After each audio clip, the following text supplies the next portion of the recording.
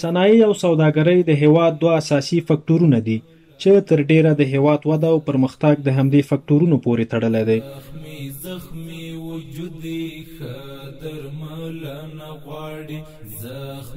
تر سیاسي تحولاتو وروسته د افغانستان اسلامي امارت په راتګ سره حکومت د خصوصي سکتور په همکارۍ د هیواد د اقتصادي پیاوړتیا، کورني صنایعو تولید او په نړیوال بازار کې د مارکیټ او سوداګریزو اړیکو د پراختیا په پار د سیمې او نړۍ په کچه خپلې هڅې پیل کړې څو هیواد ته له اقتصادي اړخه کار وشي.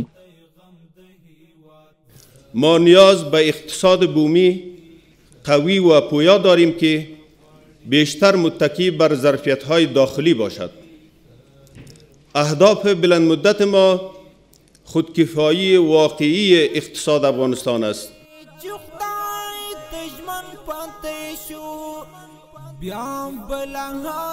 خصوصي سکتور چې د یو هیواد د اقتصادي ستون په توګه یادېږي او د خلکو پر اقتصاد مستقیم اغیز خندي، د افغانستان اسلامي امارت د خصوصي سکتور دغه اهمیت ته په کتو له دولتي ادارو سره په همغږۍ ملي پانګوال او سوداګر وهڅول څو د هیواد د اقتصادي پیاوړتیا په برخه کې خپله رغنده ونډه ولوبوي. هر هغه تجار، هر هغه پانګونکی چې په بل ملک پانګونه کړې ده یا هلته خپل تجارت ترسره کوي، موږ د هغو څخه دا غوښتنه کوو چې راسئ خپل ملک ته. ستاسو دلته پانګونه انشاءالله او ستاسو دلته تجارت به انشاءالله ستاسو په ګټه او د افغانستان د ملت په ګټه به وي. تاسو ته هم داسې نه ده پیښه چې اوس تاسو په هغه پانګوله یا په هغه تجارت چې تاسو په افغانستان کې کوئ تاسو د تاوان وکړي. انشاءالله موږ په دې مطمئن یو چې تاسو ته به هم ګټئ، د افغانستان د مظلوم ملت ته به هم ګټئ. افغان حکومت هوډ لري چې انعطاف منونکي او وړ خصوصي سکتور رامنځته څو په سالم رقابتي چاپیریال کې د هیواد لپاره د دوامدار اقتصادي ودې ځواک او د حکومت په څنګ کې د بېوزلۍ او فقر په له منځه وړلو کې خپل فعالیت ترسره کړي. امارت اسلامی افغانستان بر ایجاد یک سکتور خصوصی تولید کننده، رقابتی و عاری از فساد تمرکز خواهد کرد. نقش امارت اسلامی افغانستان ارائه یک محیط پالیسی و حقوقی حمایتی قابل پیشبینی و روشن خواهد بود.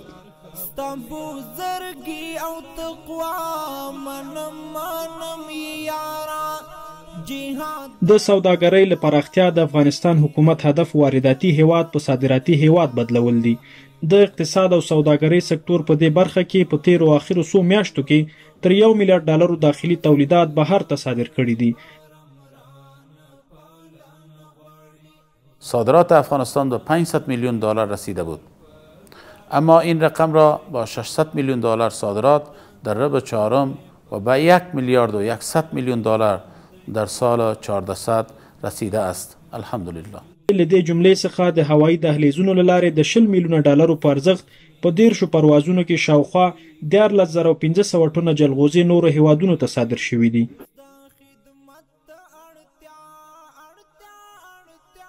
آغاز دوباره صادرات جلغوزه در 30 پرواز از طریق دهلیز هوایی به مقدار 1450 تن و از طریق زمینی به شکل رسمی به مقدار 1000 تن مجموعاً به ارزش $23 میلیون به صورت اختصاصی به کشور جمهوری مردم چین.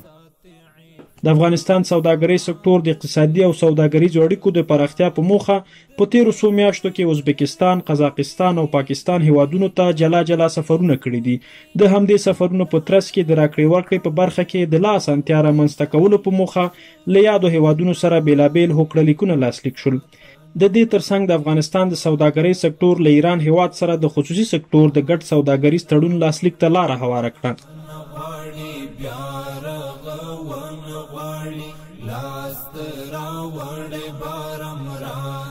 د اپټا په نوم هوکړلیک چې کلونه وړاندې د تیر حکومت د سوداګرۍ سکتور مسؤلینو د پاکستان له دولت سره لاسلیک کړو، د افغانستان اسلامي امارت پر راتګ سره یاد هوکړلیک ته د بیا کتنې او هوکړې په موخه له یاد هیواد سره مذاکرات او خبرې اترې کړې دي. وجودي خدر ملن غواړي هغه سپیره ګلالۍ حاضر دلای ګلاب هغه زخمی طالب جان پزړه داغلی ګلاب هغه سپیره ګلالۍ. افغانستان د کورني صنایعو د تولید لپاره ډیره وړتیا لري. د افغانستان حکومت د سوداګریزو او صنعتي صادراتي توکو د تولید د زیاتوالي په موخه د هیواد د بندرونو او سوداګریزو لارو د بیا فعالولو هوډ لري. ما یک کشور هستیم که آسیای جنوبی و آسیای مرکزی را با هم وصل کرده میتونیم که از لحاظ ترانزیت و از لحاظ انتقالات و از لحاظ فرزن ما میتونیم که با میلیون ها تن پخته ازبکستان با هندوستان و با پاکستان انتقال بدیم. د افغانستان د صنایع او سوداګرۍ سکتور له پاکستان سره د ترانزیتي اسانتیاو رامنځته کول، د خواف هرات د اورګاډي پټلۍ بیا پیلول، د لاجورد لارې او د چابهار بندر بیا رغونې ته د لومړیتوب په سترګه ګوري او د افغانستان د کورني صنایعو صادرات او تولید ته ژمن دی. هغه مشکلات چې موږ په لومړي سر کې په بنادرو کې لرل خوشبختانه هغه اوس نه لرو.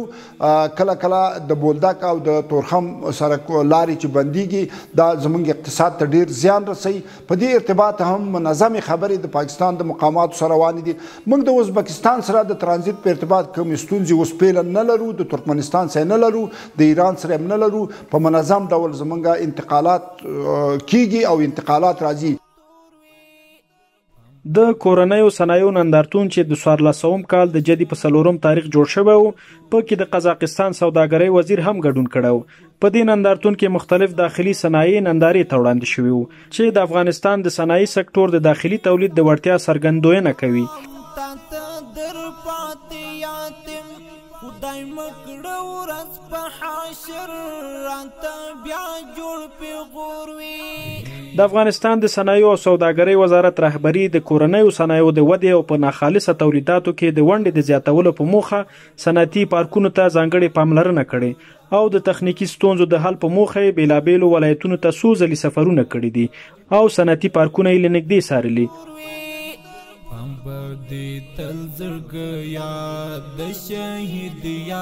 د افغانستان د صنعت او سوداګرۍ سکتور د پالیسۍ له مخې باید د هیواد په اتو اقتصادي زونونو کې چې 21 ولایتونه پکې شامل دي 34 صنعتي پارکونه جوړ شي. له دې جملې څخه دا مهال په کابل، کندهار، ننګرهار، هرات او بلخ ولایتونو کې 11 صنعتي پارکونه فعال دي او پاتې نور یې تر کار لاندې دي.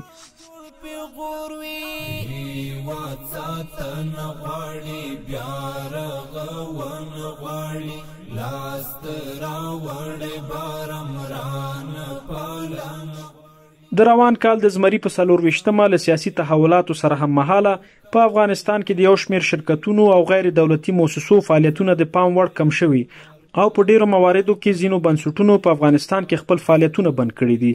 خو د افغانستان اسلامي امارات د شته اړتیاو په نظر کې نیولو سره په اوسنیو شرایطو کې د غیر دولتي مؤسسو فعالیتونه مهم وګڼل او د مالیاتي حسابونو له تصفیې او د دې بنسټونو د قانوني اسنادو تر تصفیې وروسته یې هڅه وکړه چې د افغان حکومت له اصولو او پالیسیو سره سم خپل فعالیتونه بیا پیل کړي.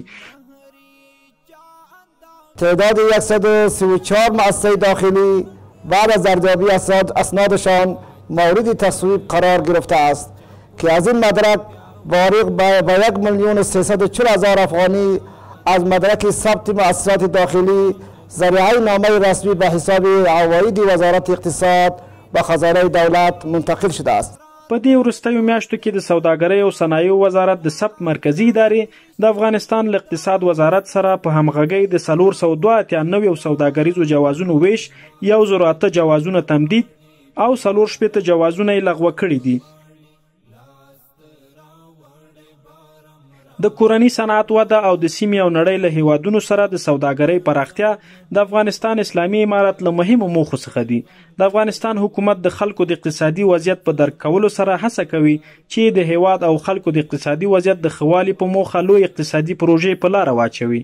در این برهه تاریخی رسیدگی به مشکلات اقتصادی مردم افغانستان و مدیریت بهتر اقتصاد کشور در اولویت کاری امارت اسلامی افغانستان قرار دارد. د افغانستان اسلامي امارت خپل هیوادوالو ته ډاډ ورکوي چې اقتصادي منابع او پروژې به له هر ډول فساد او بې عدالتۍ څخه په شفاف ډول پلي کوي او د اقتصادي بسیاینې لپاره به کار کوي.